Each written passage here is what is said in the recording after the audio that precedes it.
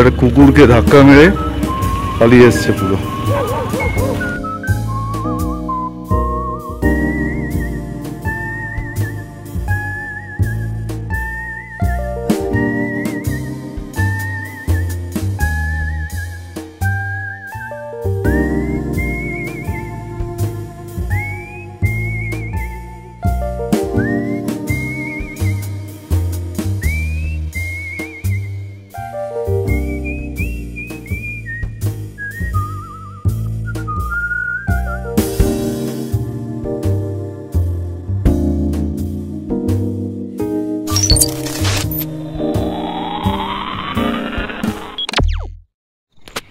আজি এ প্রভাতে রবির কর, কেমনে পশিল প্রাণের পর, কেমনে পশিল গুহার আধারে প্রভাত পাখির গান।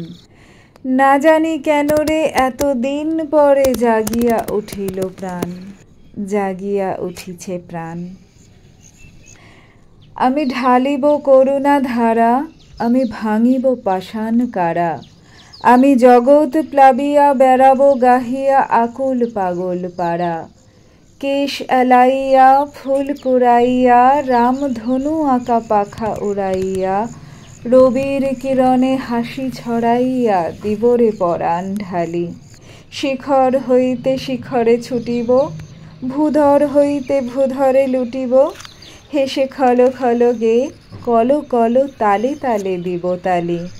এত কথা আছে, এত গান আছে, এত প্রাণ আছে মোর, এত সুখ আছে, এত স্বাদ আছে, প্রাণ হয়ে আছে ভোর। সকালবেলা চোখ খুলেই চোখে যা যা পড়ল রবীন্দ্রনাথ হয় তাই ধরা দিল, তাই তোমাদের শুনিয়ে দিলাম। আর এইখানে এসেই প্রথম জানলাম যে শামুকরাও সুতোর মতো একটা কিছু তৈরি করে সেটা দিয়ে বেয়ে বেয়ে নামতে পারে গাছ থেকে।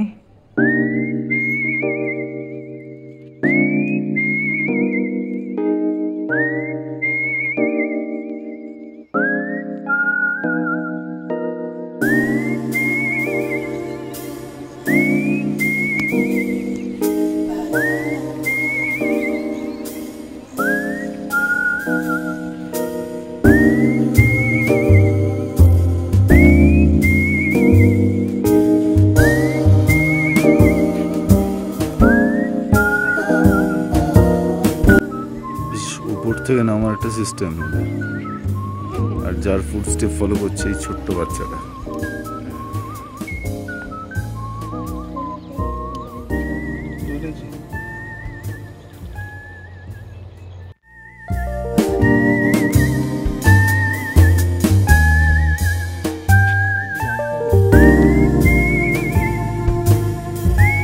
Good morning. এটা হচ্ছে দারাগাঁওয়ের জাস্ট হোমস্টে থেকে একটু এগিয়েই এটা হচ্ছে হিমালয় পার্ক। কিছুক্ষণ আগে ওই জায়গাটা পুরো পরিষ্কার ছিল, আস্তে আস্তে মেঘে ঢেকে গেছে, মেঘ বা কুয়াশা যাই বলুন পুরো জায়গাটা আচ্ছন্ন করে নিয়েছে। আজকে আমরা দারাগাঁও থেকে বেরোবো এবং রওনা দেবো আরেকটা অফবিট জায়গায় কালিম্পংয়ে। আর যেতে যেতে অবশ্যই রয়েছে কিছু সাইট সিন। সঙ্গে থাকুন আর লাইক আর সাবস্ক্রাইব করে নিন, কারণ আগে আবি সফর বাকি হ্যায়।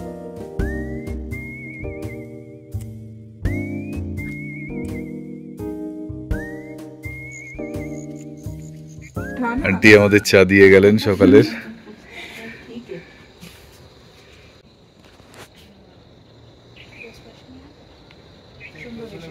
সকাল হতেই ছানাপোনারা সব চলে এসেছে। আজকে আমরা এখান থেকে সকাল সকালই বেরিয়ে পড়বো নগদারার দিকে। ওদের সঙ্গে আর দেখা হবে না, তাই পালক আর আমার দুজনেরই একটু মনটা খারাপ। এই আমাদের হোমস্টে, আর এই যে সামনে যে গাছগুলো আছে এইগুলো হচ্ছে সব সিঙ্কোনা প্লান্ট। এগুলো সব সিঙ্কোনা প্লান্টেশন করা হয় এখানে। আর এই সিঙ্কোনা প্লান্টেশনের ঔষধি গুণ আছে। বলা হয় যে এখান থেকেই তৈরি হয় ম্যালেরিয়ার ওষুধ।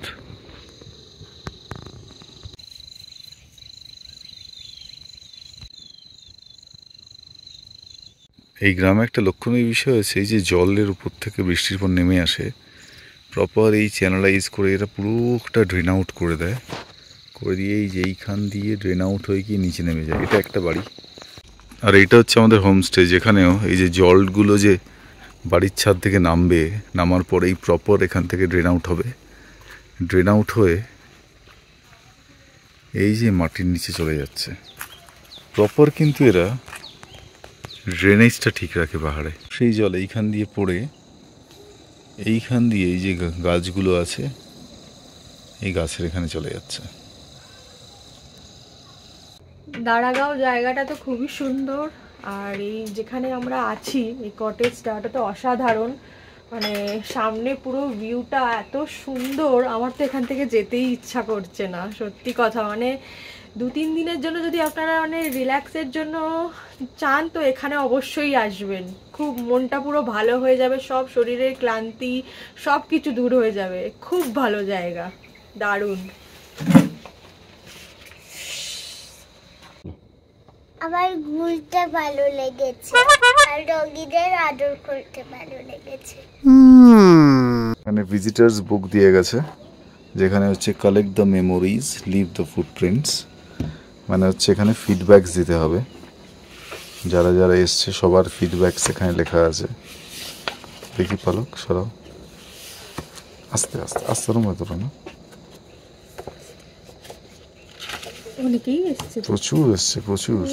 বাহ, জি এইচ পালক এখানে ওর ফিডব্যাক লিখছে।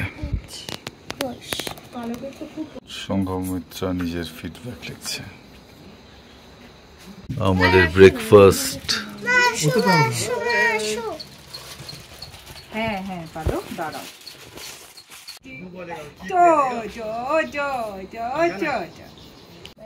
বাই বাই, চলো পালক। দারুণ জায়গা, প্রথমবার এলাম। প্রথম ভাবছিলাম যে কীরকম জায়গা হবে। হোমস্টে অনেক জায়গায় দেখেছি কিন্তু রিস্ক নিতে পারিনি কখনো। দার্জিলিংয়ে গিয়ে একটা হোমস্টেতে ছিলাম, খুব ভালো লেগেছে। তো এইটা একটু অফবিট জায়গা কালিম্পংয়ে। এখানে এসে এরকম ফিল হলো যে বাড়িকে মিস করিনি, মনে হচ্ছিল যেন বাড়ির মতন রিল্যাক্স মুডে রয়েছি এখানে। মাইন্ড অনেক ফ্রেশ হয়েছে। সত্যি কথা বলতে কি, রোজকার কলকাতার ওই টেনশন ওই ইয়ে নিয়ে চলার থেকে এখানে এসে যদি 2-4 দিন কেউ কাটিয়ে যায়, সে বোধহয় 1 বছর স্ট্রেস ফ্রি কাজ করে যাবে কলকাতায়। যেমন রান্না তেমনি সার্ভিস, দারুণ জায়গা, খুব ভালো লাগলো। আবার আসবো আর সবাইকে নিয়ে আসবো। আমরা যখন ছেড়ে চলে যাচ্ছি দাঁড়াগাঁও, ঠিক তখনই পালকের সঙ্গে সঙ্গে পালকের কম্প্যানিয়নও যাচ্ছে তাকে এগিয়ে দিতে। এরকমই হয় পাহাড়।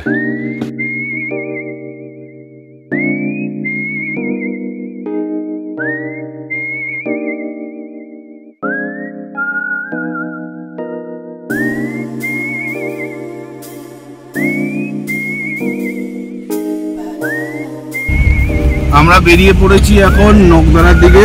আমরা ঋষভ হয়ে লাভা হয়ে তারপর নকদারা যাব।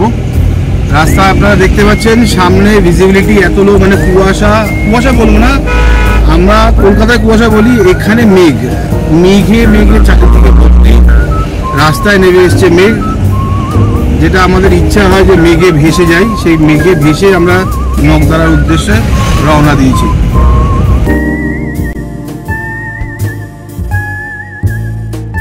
ধরে যাওয়ার পথে আমরা জ্যামে পড়েছি, লম্বা জ্যাম মনে হচ্ছে। দেখা যাক কতক্ষণ লাগে জ্যাম কাটতে।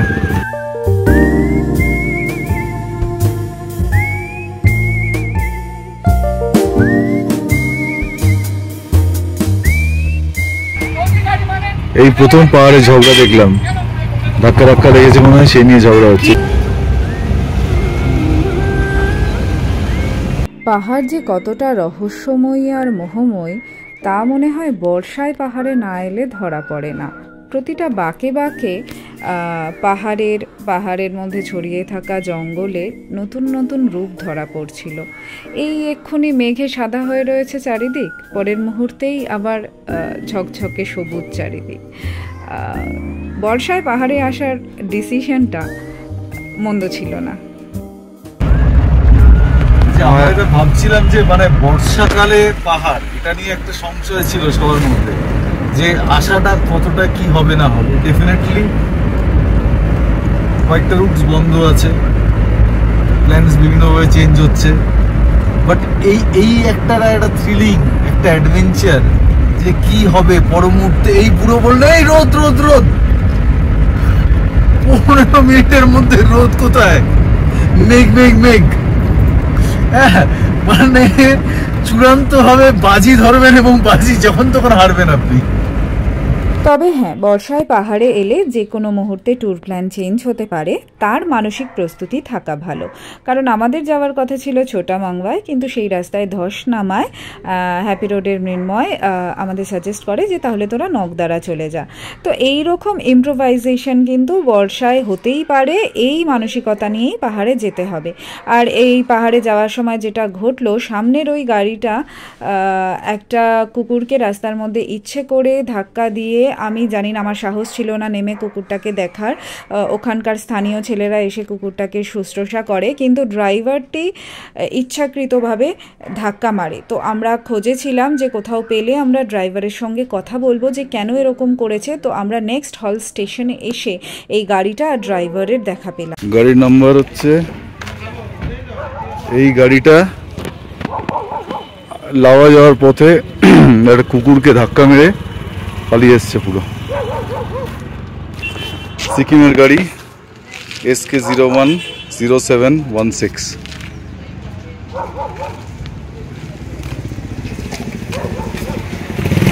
गाड़ी नंबर नाते आप रुक जाते, हम वहाँ पे रुके उनसे बात किए।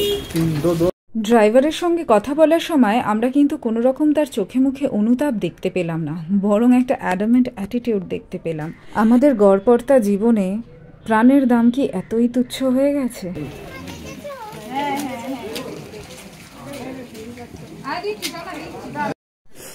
তারপর আমরা ঢুকে পড়েছি রিসর্টে। সেখানকার আঁকাবাঁকা রাস্তা দিয়ে আমরা ক্রমশ ওপরে উঠছিলাম। মেঘে ঢাকা, একদম দৃশ্যমানতা কম রয়েছে রাস্তায়।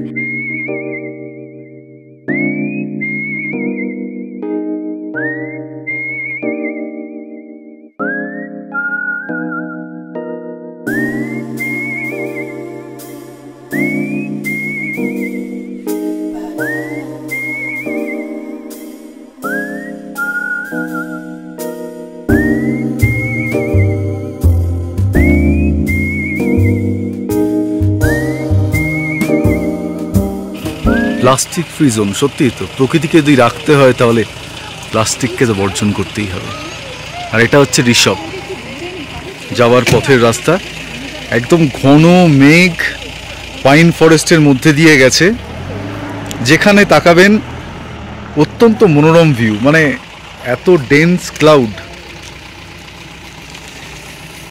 মিস্টিক যাকে বলে, মানে এইরকম সত্যি বলছি 70s আর 90s সিনেমা এরকম দেখেছি, হিরো আর হিরোইন ভূতের গল্পে ঘুরে বেড়ায়, এরকম হেব্বি লাগছে ব্যাপারটা।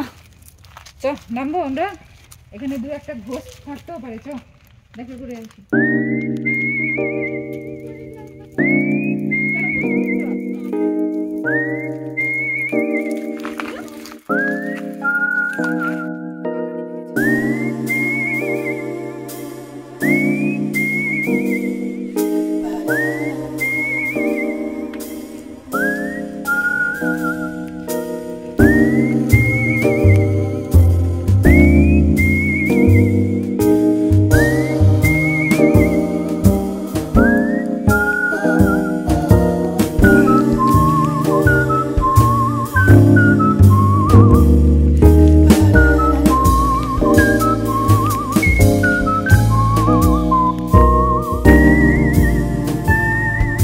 সবাইকে মনে করানোর জন্য রয়েছে প্লাস্টিক ফ্রি জোন, আর ঠিক তার পাশেই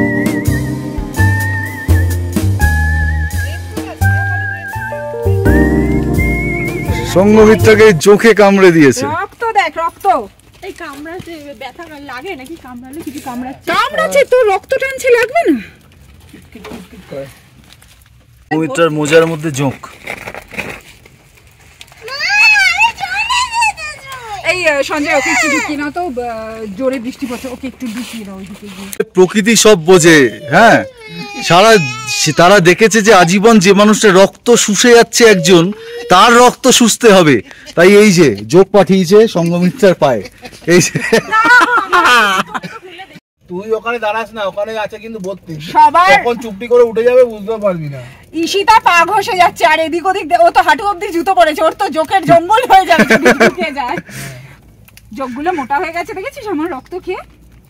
একটু তোর গায়ে রক্ত নেই, তার উপর ওই রক্ত খেয়ে নিল। সত্যি বলতো তন্ময় আমার ভাঙা ওরা তো সঙ্গমিত্রার রক্ত সহ এই মোজা এখানে ফেলে আমরা এবার এগিয়ে চললাম ওপর দিকে। এটা কি একটা দেখলে না দুটো দেখলে? যেটা বোঝা গেল যে যে দোকানে আমরা হল্ট করেছিলাম সেইখান থেকেই এই যোগগুলো আমার জুতোর ভেতর স্নিকারের ভেতর ঢুকে গিয়েছিল বেশ 5-6টা মতো। তার মধ্যে দুটোই মনে হয় আমার রক্ত খেতে পেয়েছে, বাকিগুলো সরু টিংটিংয়ে ছিল। কারণ ওই দোকানেই একমাত্র পালক আমাকে দেখিয়েছিল যে পাপোশের মধ্যে যোগ ঘুরে বেড়াচ্ছে, সঙ্গে সঙ্গে পালককে ওখান থেকে নিয়ে আসি, কিন্তু আমারই জুতোর ভেতর ব্যাটারা ঢুকে বসেছিল। আর তন্ময় খুব খুশি হয়েছে, ওরা আমার রক্ত শুষে খেয়েছে। আমাকে বলেছে ওরা নাকি তন্ময়ের হয়ে প্রতিশোধ নিতে এসেছিল। পালক এখানে কেঁদে চলেছে, যোগ কেন কামড়ায়। আমরা পৌঁছে গেছি ঋষভে, সবাই ঋষভে পৌঁছে গেছি। আর ঋষভে আস্তে আস্তে এটা হলো, সেটা হচ্ছে যে যোগ সঙ্গমিত্রার রক্ত খেলো, পালক চোখে জল ঝরাচ্ছে এখনো চোখের ভয়। ঈশিতা পুরো ওরও মনে হচ্ছে কুটকুট করছে, পুরো নিজের চারিদিক দেখে নিচ্ছে। এই হচ্ছে সিচুয়েশন।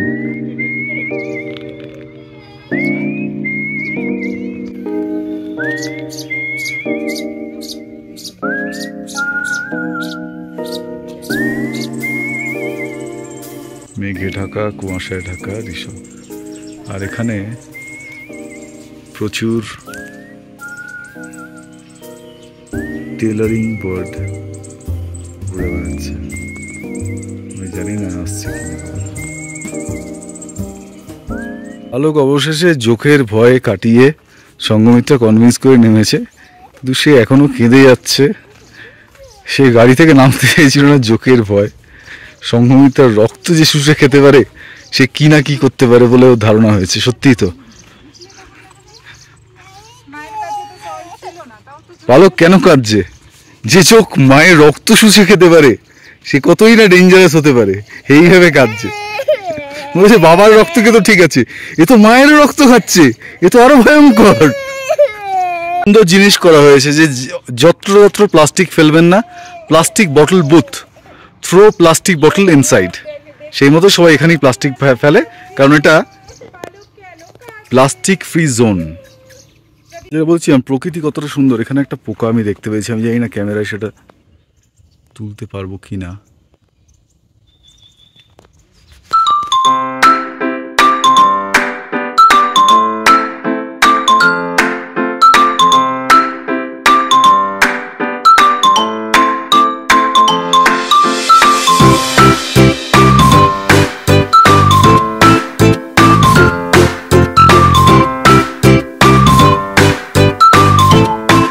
মেঘ কিছুটা কেটেছে, আর উল্টো দিকে সিকিম সিল্ক রুটের যাওয়ার রাস্তাটা অনেকটাই দেখা যাচ্ছে। আমি জানি না ফোনে কতটা আসছে। পুরো দেখা, কি খাচ্ছিস দেখা? নরম তোরা কি এটা? কি এটা? এখানকার মুরুক্কু কি শক্ত ভাই? হ্যাঁ নরম। আমি তো বেরই করতে পারছি না। সঙ্গমিত্র অবস্থা হচ্ছে কুইকগান মুরুগানের মতো। এই সেই রাস্তা যেটার সময় আমরা যখন যাচ্ছিলাম তখন পুরো রাস্তা মেঘে ঢাকা ছিল, পুরো অস্পষ্ট রাস্তা ছিল। আমরা অনেক আস্তে ধীরে উঠেছি উপরে, সুন্দর পাইন বনের মজা নিয়েছি, পাইন জঙ্গলের। কিন্তু প্রকৃতির অদ্ভুত লীলা, ফেরার সময় কিন্তু আমরা রাস্তায় কোনো মেঘ বা কোনো কুয়াশা পাচ্ছি না, পুরো রাস্তা ক্লিয়ার, পুরো ওয়েদার ক্লিয়ার। ভালো করে দেখুন, রোদ উঠেছে, ঝাঁ চকচকে, চারিদিকে রাস্তাঘাট পরিষ্কার হয়ে গেছে। এটা এইটা হচ্ছে আমসত্ত্বের মতো খেতে, শুকনো লঙ্কা আমচুর মাখা, ওসম ওসম।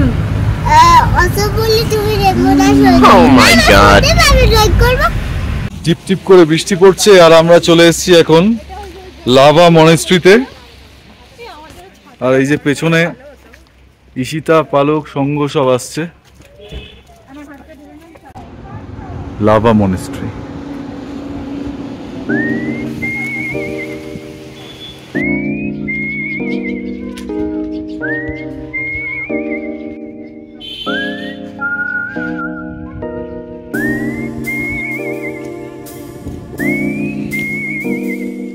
এখানে প্রচুর চড়ুই পাখি। যে চড়াইকে তোমরা থেকে তাড়িয়েছো,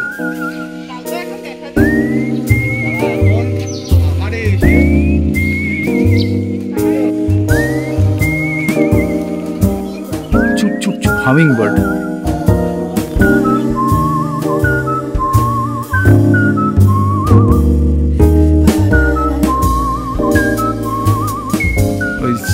এখানে একটা হামিং বার্ড আছে, আর এখানে প্ল্যান্টেশন চলছে স্কুলের ছাত্রছাত্রীরা। আমরা চলে এসেছি কুয়াশায় ঘেরা মনেস্ট্রিতে, লাভা মনেস্ট্রি।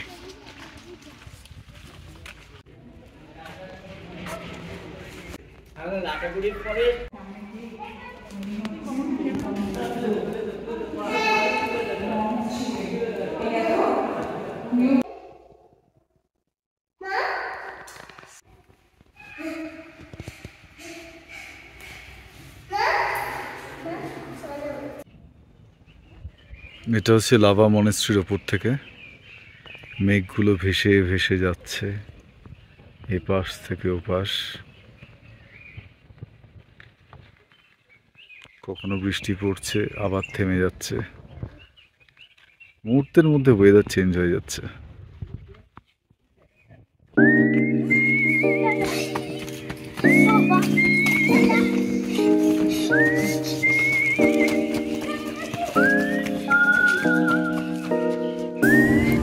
ওই দেখো সঙ্গমিত্ররা মনেস্ট্রি থেকে বেরিয়েই দোকানে দাঁড়িয়ে আছে।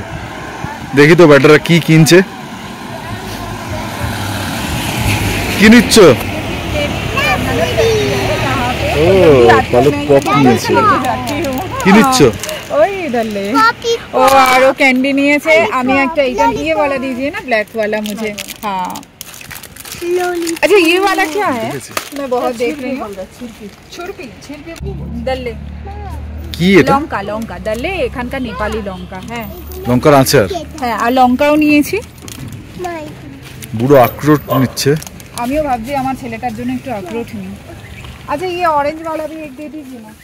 ये कितने का है? ये 120 का। আমরা লাভা থেকে নেমে নকদারার দিকে যাচ্ছি। একটা অদ্ভুত সুন্দর অফ রোডিং রাস্তা দিয়ে নামলাম আমরা। সবাই খুব ভয় পেয়ে গেছিলাম, কিন্তু সঞ্জয়ের হাত খুবই ভালো গাড়িতে, ভীষণ ভালো গাড়ি চালায়, খুব ভালো ব্যালেন্স করে গাড়িটা নামিয়েছে। একই অবস্থা সেই আগের মতন রাস্তায়, মেঘ আর বৃষ্টি। এবার তো বৃষ্টিরও একটা পুরো রাস্তা দেখতে হবে, কোনো দেখাই যাচ্ছে না রাস্তা সামনে কি আছে না আছে, কোথায় বাঁক আছে কোথায় গর্ত আছে কিছু বোঝা যাচ্ছে না। আমাদের ভরসা সঞ্জয়ের হাতের।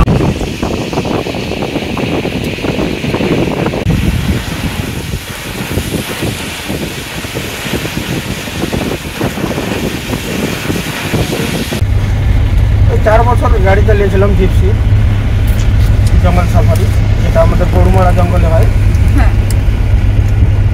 তারপর 2 বছর পিক আপ চালিয়েছি, চাপাতার গাড়ি। আচ্ছা তারপর এই গাড়ি চালাচ্ছি এখন। মানে হাতের এক্সপিরিয়েন্স যাতে পুরোপুরি ওকে থাকে, পাহাড়ে একটু মিস্টেক হলে মানে ওই মিস্টেকটা শুধরানোর জন্য চান্স থাকবে না। আমাদের সারথি সঞ্জয়ের কাছে জানতে চেয়েছিলাম যে এই পাহাড়ে যেখানে দৃশ্যমানতা কম সেখানে এত পারদর্শিতার সঙ্গে ওরা কি করে গাড়ি চালায়, যেখানে প্রতিটা বাঁকে রয়েছে অনিশ্চয়তা। সঞ্জয় শেয়ার করে নিচ্ছিল ওর এই গাড়ি চালানো শেখার পুরো জার্নিটা। সঞ্জয়ের সঙ্গে কথা হচ্ছিল লেপার্ড ধরা পড়া নিয়ে। চা বাগানে ওরা কিভাবে বাচ্চা দিতে আসে চা বাগানের ভেতরে, সেই গল্প আমাদের সঞ্জয় শোনাচ্ছিল। ঠিক এইরকম একটা সময় বুড়োর সঙ্গে আমার ভয়ানক তর্ক লেগে গেল চিতা আর লেপার্ড নাম নিয়ে। বুড়োর বক্তব্য হচ্ছে গায়ে চাকা চাকা দাগওয়ালা যাদের দেখা যায় তারা সবাই চিতা। আমি কিছুতেই তাকে বোঝাতে পারলাম না যে 1952 সালে ভারতবর্ষে চিতা এক্সটিংক্ট হয়ে গেছে। 2023 সালে সাউথ আফ্রিকা আর নামিবিয়া থেকে চিতা 8টি সম্ভবত চিতা আনানো হয়েছিল, তার মধ্যে বেশ কটি বাচ্চা হয়, কয়েকটি বাচ্চা আবার মারা যায়। এখন সব মিলিয়ে হয়তো কোনো ন্যাশনাল পার্ক এবং আশেপাশ এলাকায় আমাদের চিতার সংখ্যা একটু বেড়েছে এবং ভবিষ্যতে বাড়ার সম্ভাবনা রয়েছে। এর বাদ দিয়ে গায়ে চাকা চাকাওয়ালা যাদের আমরা দেখতে পাই এবং চিতাবাঘ বলে ভুল করি তারা আসলে লেপার্ড। কিছুতেই মানল না বুড়ো। আমি শেষে রনে ভঙ্গ দিয়ে বললাম, তুই বাবা গুগল করে দেখ।